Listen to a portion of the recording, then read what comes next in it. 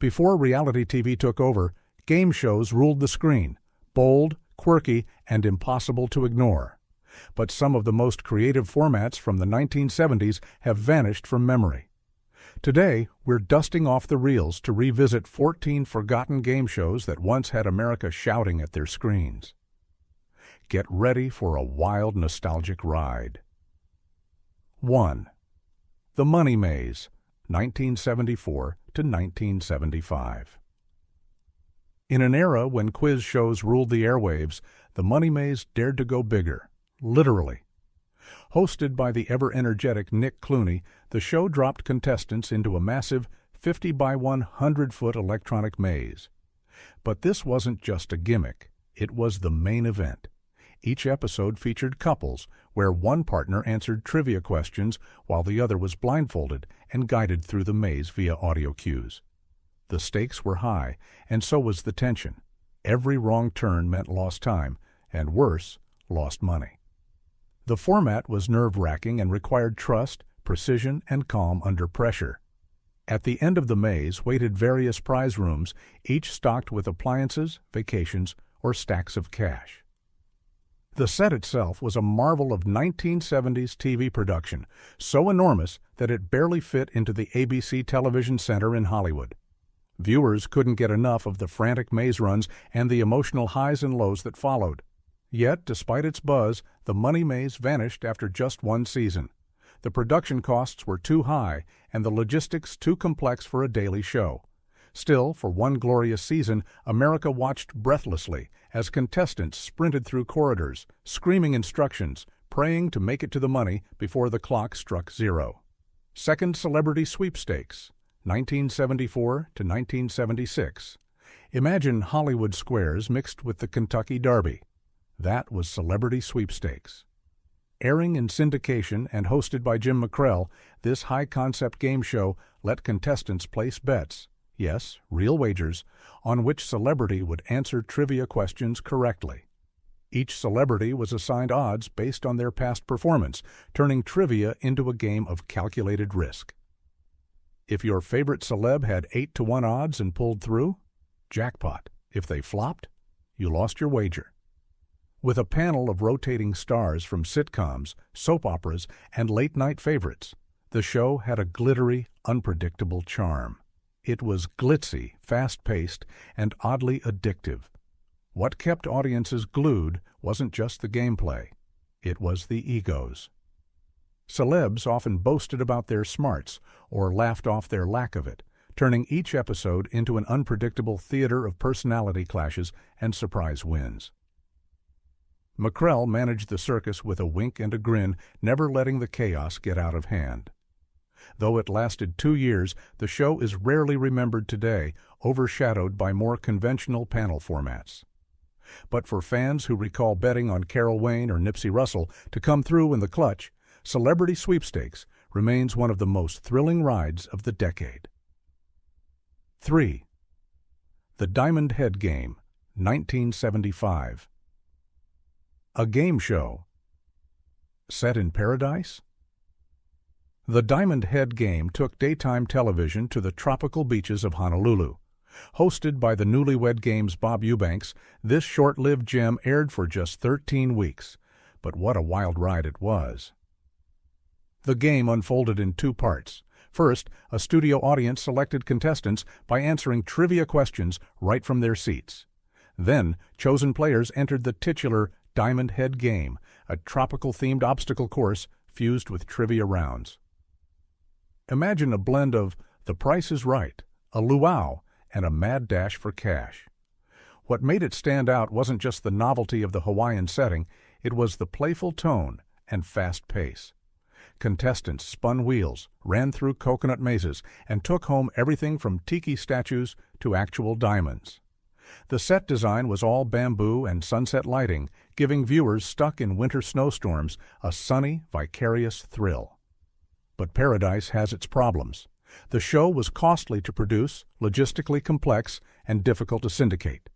After its short run, the Diamond Head Game vanished into TV oblivion. Today, only grainy VHS clips survive, but for a fleeting moment, It brought tropical heat to America's living rooms. 4. The Magnificent Marble Machine, 1975 to 1976. It's hard to forget the first time you saw it, a colossal 20-foot-tall pinball machine rising behind the contestants.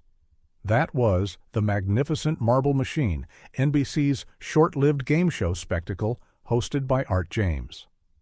The show began with trivia rounds between two celebrity contestant pairs, much like any other quiz show. But the real draw came at the end. The winning team got to play the giant marble machine. The machine wasn't just a set piece, it was a fully functioning game of oversized pinball, complete with thundering sound effects and flashing lights. Each flipper slap meant points. Each bumper bounce meant prize money. Watching celebrities like Jamie Farr or Joanne Worley frantically pull levers on a machine taller than a two-story building was pure 1970s excess. And audiences loved every second of it. The show's concept was wonderfully absurd, the kind of big, bold idea that defined 1970s television. But in time, its novelty wore thin. Ratings dropped, and NBC pulled the plug after just one season.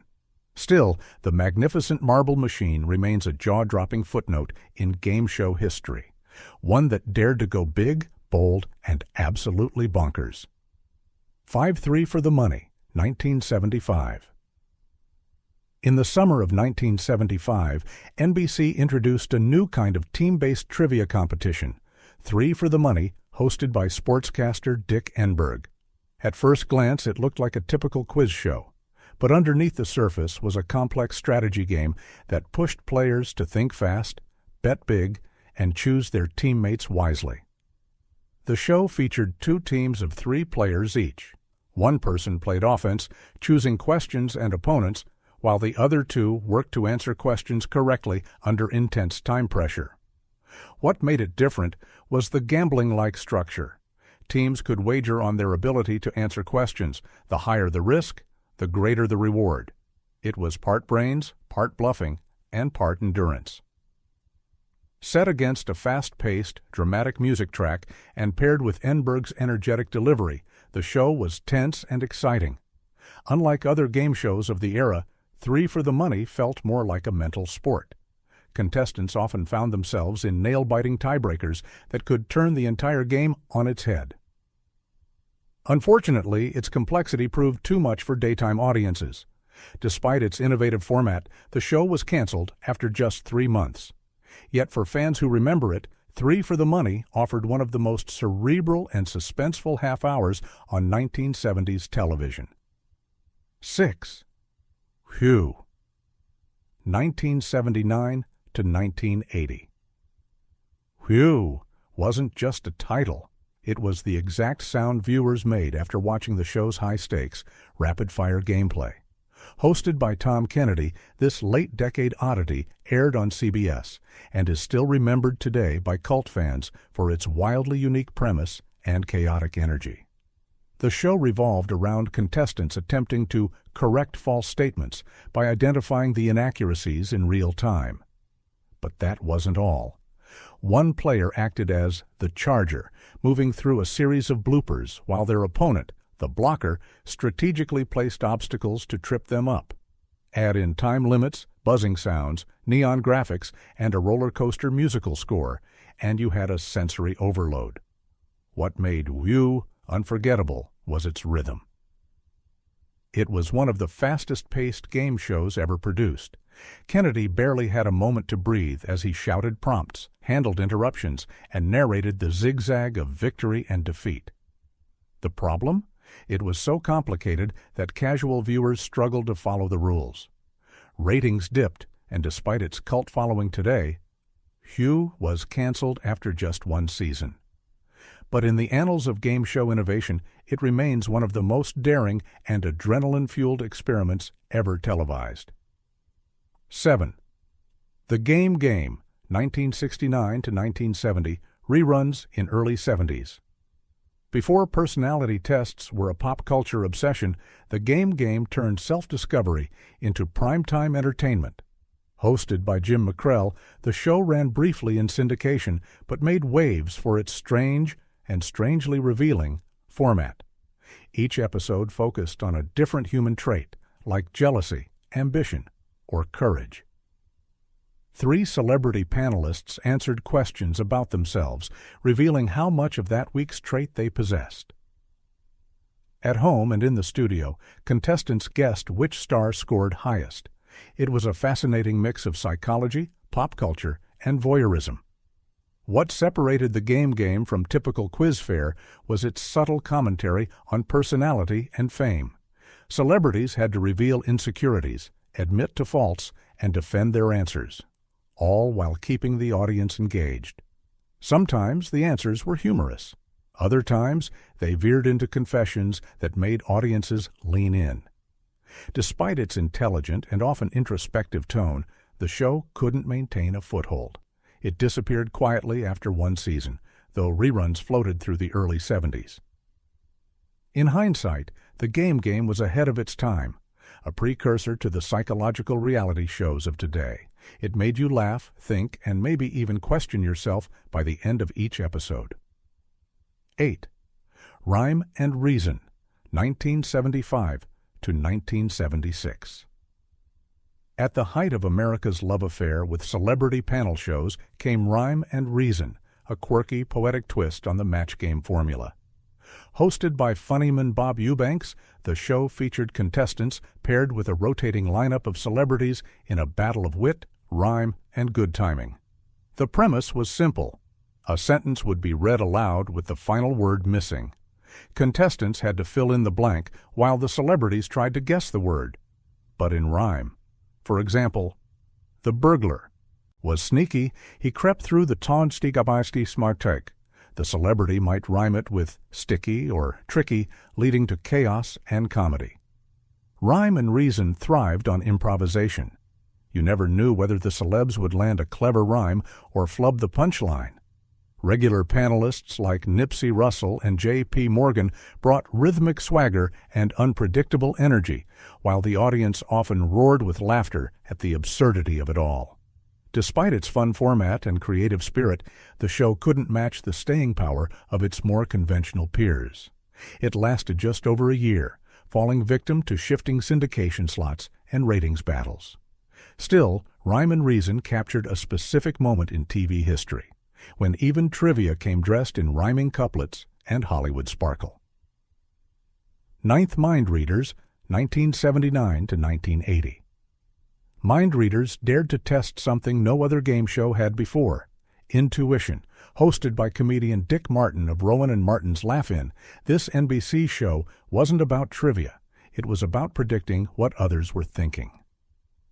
Each team consisted of a celebrity captain and 2 contestants. The twist? Instead of answering questions, players had to guess how their teammates would respond. Questions were quirky and often personal. Would you rather have $1 million or true love? Or do you believe in UFOs? Contestants locked in predictions, then sat back as answers revealed the gap between assumptions and reality. Dick Martin brought his trademark wit and irreverence, poking fun at awkward guesses and mismatched teams. The show thrived on awkward tension. Misjudged answers sparked laughs, arguments, and occasional confessions. While the premise was clever and entertaining, the execution struggled to maintain long-term engagement. Without the fast-paced energy of quiz formats, Mind Readers leaned heavily on celebrity banter, which could vary wildly in quality depending on the day. Still, it was a game show ahead of its time, one that valued emotional intelligence over facts and human connection over competition. Though short-lived, it left behind a curious footprint in the genre's evolution. 10. You Don't Say, 1975.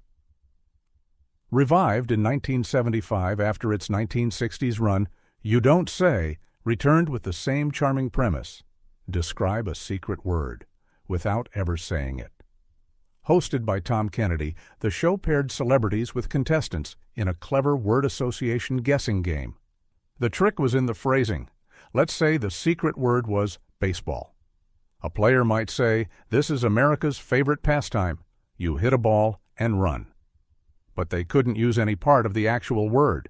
If the secret word was Washington, hints might involve cherry trees, presidents, or state capitals, but George or D.C. were off limits. What made the game tick was timing. One good clue could win the round. One flub could waste it.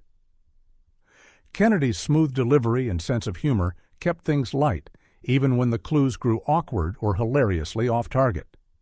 Despite the simplicity of the format, the 1975 revival didn't reach the heights of its predecessor.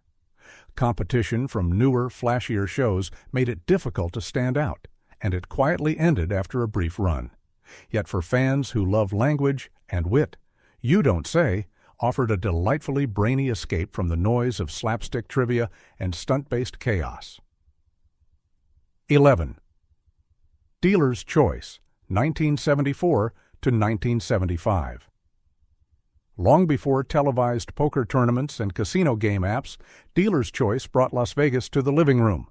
Hosted by Jack Clark, this syndicated game show fused traditional gameplay with authentic casino vibes. Blackjack, roulette, poker, contestants played them all for real prizes. The show's signature was its commitment to replicating the casino floor. With actual dealers in tuxedos, poker chips clacking, and neon signs buzzing, Dealer's Choice felt like stepping into a miniature Vegas. Contestants rolled dice, spun wheels, and made bets, often based on luck rather than knowledge. But there was strategy too. Knowing when to double down, split a hand, or pass the dice added suspense. It also appealed to audiences who didn't care for brainy trivia or rehearsed banter. This was gut instinct gaming, and it was thrilling. Despite its novelty, the show only lasted a year. Critics were unsure whether gambling-themed TV was wholesome entertainment. But in hindsight, Dealer's Choice was a pioneer, setting the stage for the gambling entertainment wave that followed decades later. For viewers in 1974, it was the closest thing to rolling the dice in Vegas without ever leaving the couch. 12th Second Chance, 1977. Before Press Your Luck and its infamous whammies took over the 1980s, there was Second Chance, a game show that walked so its successor could run. Created by Bill Carruthers and hosted by Jim Peck, this high-stakes trivia and risk game aired for just 5 months in 1977. The format was familiar. Answer trivia questions to earn spins. But instead of a whammy, Second Chance feature, a mischievous animated devil who wiped out contestants' scores in a puff of cartoon smoke. The board had flashing lights, dollar amounts, and hidden hazards. Players could pass or press their luck, though the catch was, you never quite knew when the devil might strike. The show was vibrant, unpredictable, and at times maddening. Just like its successor, the joy came from watching fortunes rise and fall in seconds. A wrong answer didn't just hurt, it invited chaos. The animation was rudimentary, but it gave the show a unique, playful spirit. Though it was canceled after just 20 weeks, Second Chance laid the foundation for one of the most iconic game shows of the following decade. It may have been a short-lived experiment, but its legacy is anything but forgotten. 13. Hollywood Connection, 1977 to 1978. At the intersection of celebrity gossip and pop culture, trivia stood Hollywood Connection, a breezy, charming show hosted by the velvet-voiced Jim Lang. The concept was simple. Contestants teamed with celebrity guests to answer questions about the entertainment world. Each answer came with an added twist, often a personal anecdote or inside joke from the stars themselves. Questions were drawn from recent movies, famous scandals, or star biographies, making the show feel like a Hollywood tabloid come to life. Imagine trying to recall which soap star was caught shoplifting, with that same star sitting beside you, laughing about it. The format encouraged relaxed banter, and that's what gave the show its appeal. It wasn't just about right or wrong answers. It was about revealing stories, cracking jokes, and giving fans an insider's look at the lives of their favorite stars. Despite its light charm, Hollywood Connection struggled to find its place. It competed with heavier hitters and fizzled after one season. But for viewers who tuned in, it was like eavesdropping on a backstage party where trivia was just an excuse for the real entertainment. 14. Shoot for the Stars, 1977. Wrapping up the decade with wordplay and wild associations was Shoot for the Stars, hosted by game show mainstay Jeff Edwards. This NBC entry took a swing at blending everyday language with clever deduction, a kind of mental gymnastics that rewarded quick wit. The goal? Solve a riddle by connecting two phrases.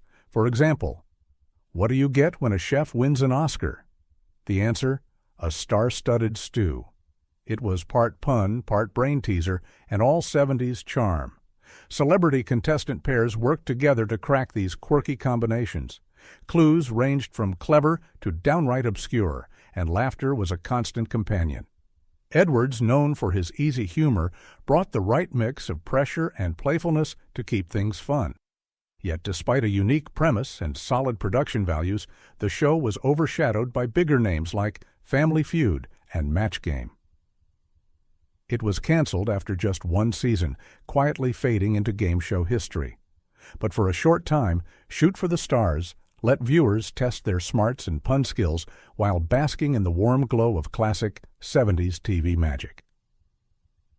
These shows may have faded from the spotlight, but their bold formats, quirky charm, and relentless energy helped shape a generation of television. Which of these forgotten gems deserves a comeback?